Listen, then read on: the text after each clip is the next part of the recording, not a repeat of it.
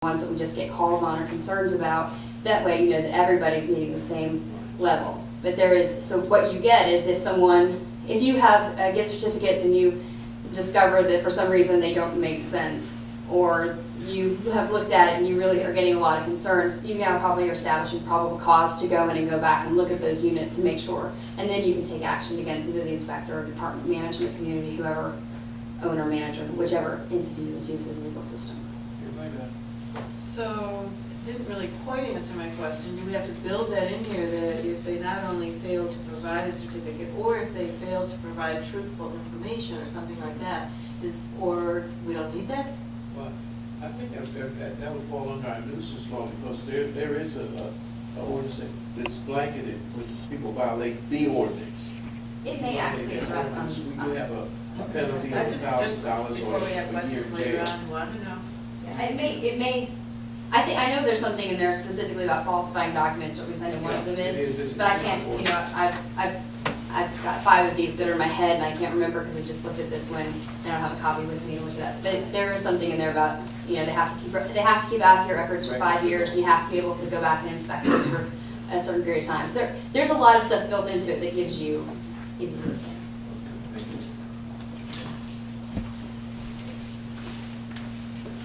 I just wanted to verify one thing, because I've heard both buildings spoken of and I've heard apartments spoken of. You can have a building that has 10 apartments in it.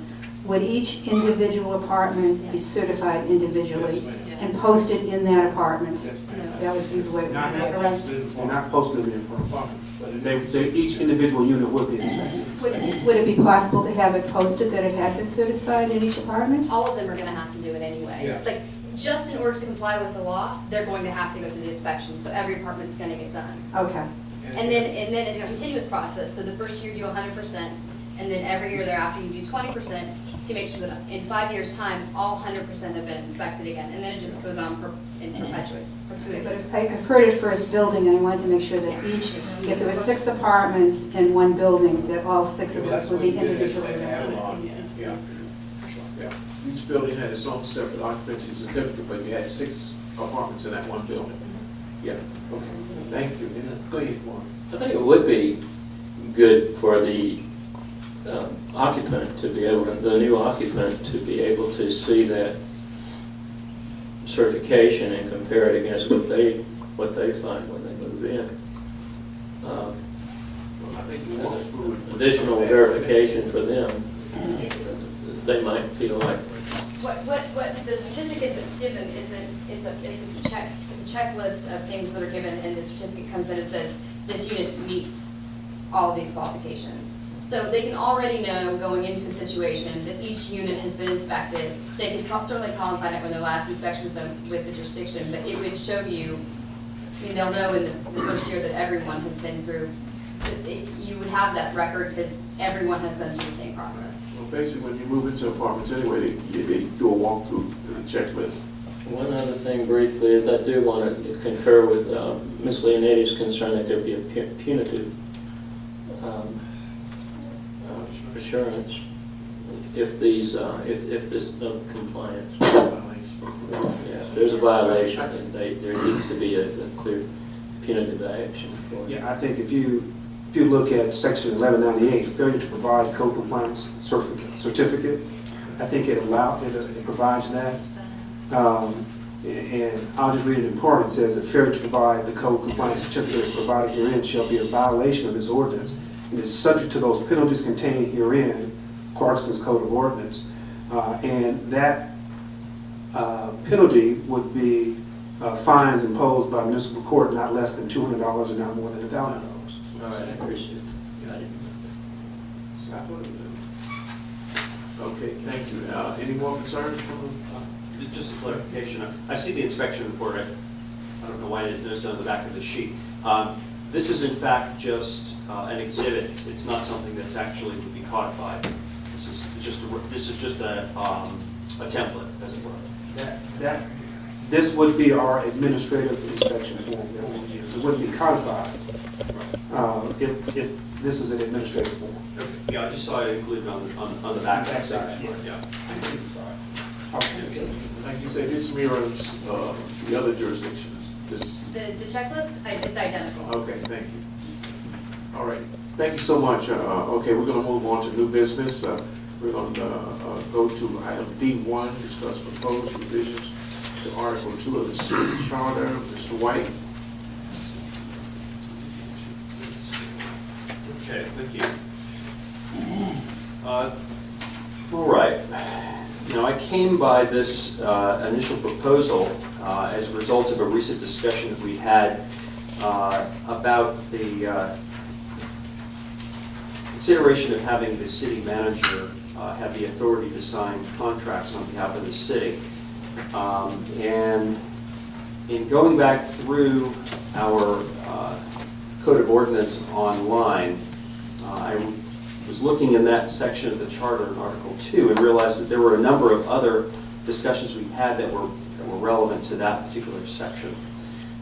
So what I did is I went through and just kind of marked it up and then distilled it down to 3 items that I felt that I'd like to have an opportunity for us to discuss at this work session. The first one would be a proposal to transition, well, I should preface this to say that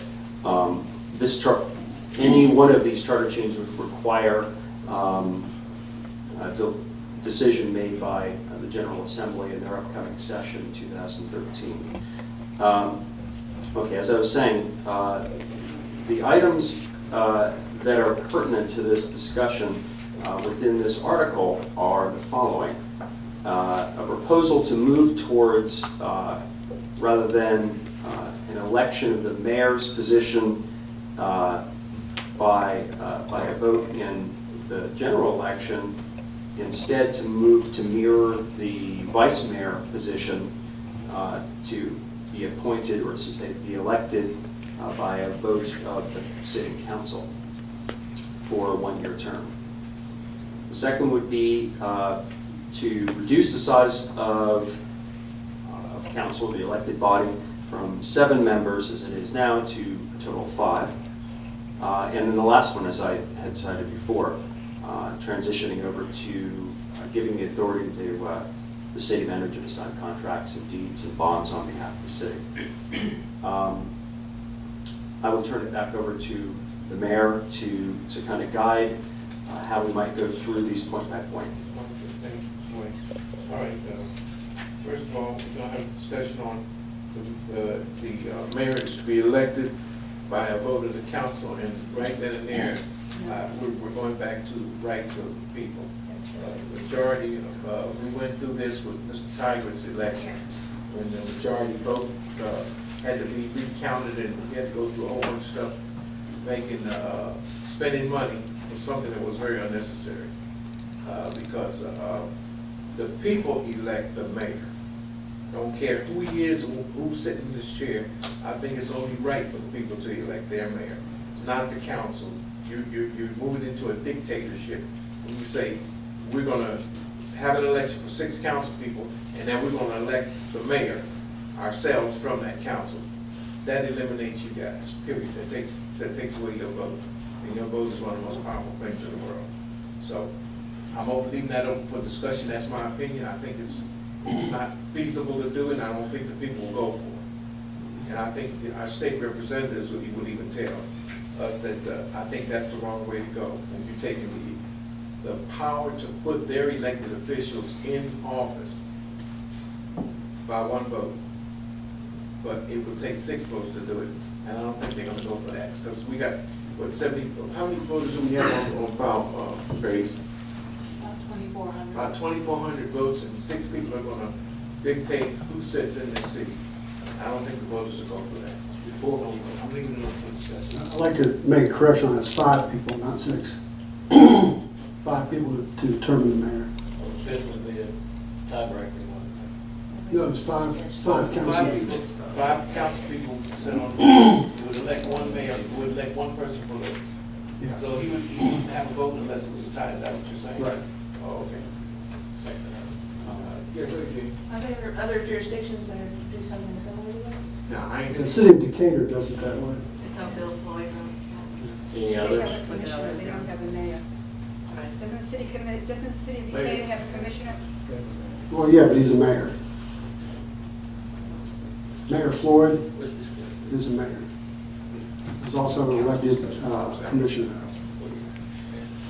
Mr. Mayor, point of order, I think our procedures are to allow council, Yeah, that's what I'm doing. right, and then to allow The public. the public. Yeah, I think All right.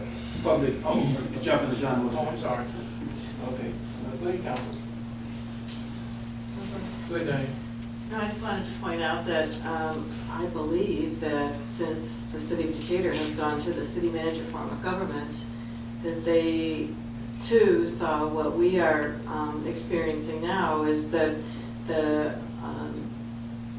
position of mayor is greatly changed as far as the powers that would be needed to have that position. I think they find it works very well to, amongst themselves, choose an elected official that the public has elected to be their representative at countywide meetings, at state representative meetings, et cetera.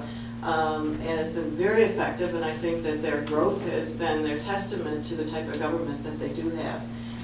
I believe personally, and I've said it since we decided to hire the city manager, that there are too many of us up here. You don't need 7 people running this small town, this small city.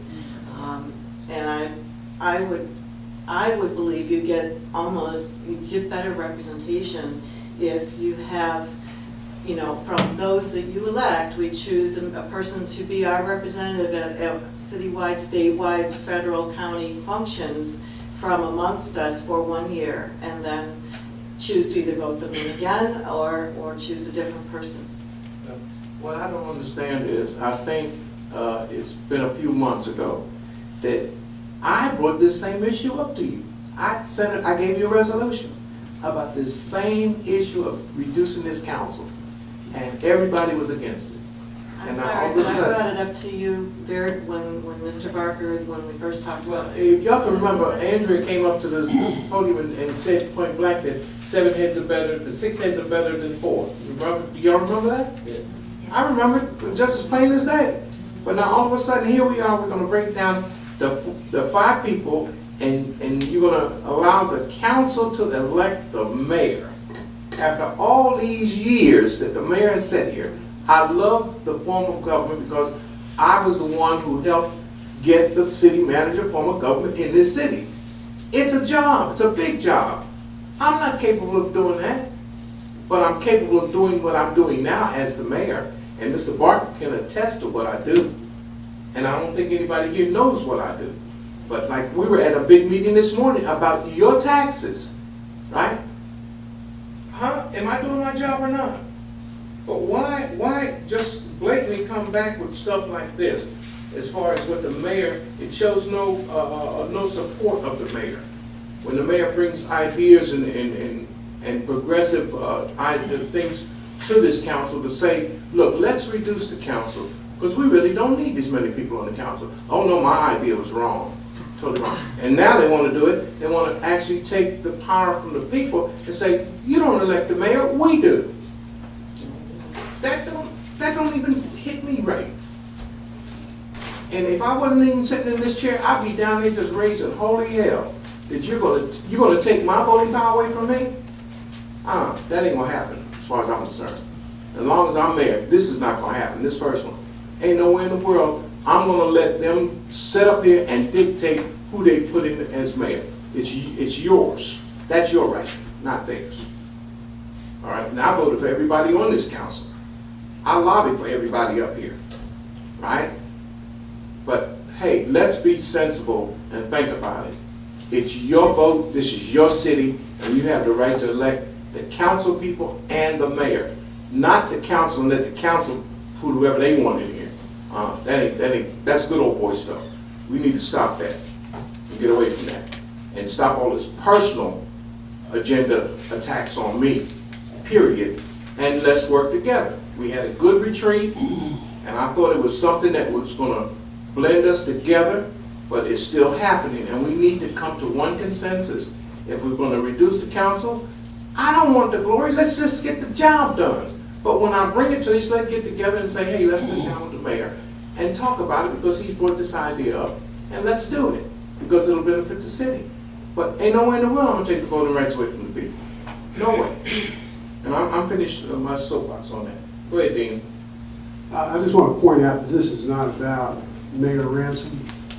This is continuing the process that the wisdom of Mayor Ransom has brought to the city. Before I was elected, he was able to get the council to vote to go to city manager form of government. For the past 2 years, 2.5 years since I've been elected, we have brought in a city manager who's been doing a great job. He has staffed the city with great people that can run the city, and so the job of bringing in a city manager, and we're not eliminating the position of mayor, we're simply making it more of a unified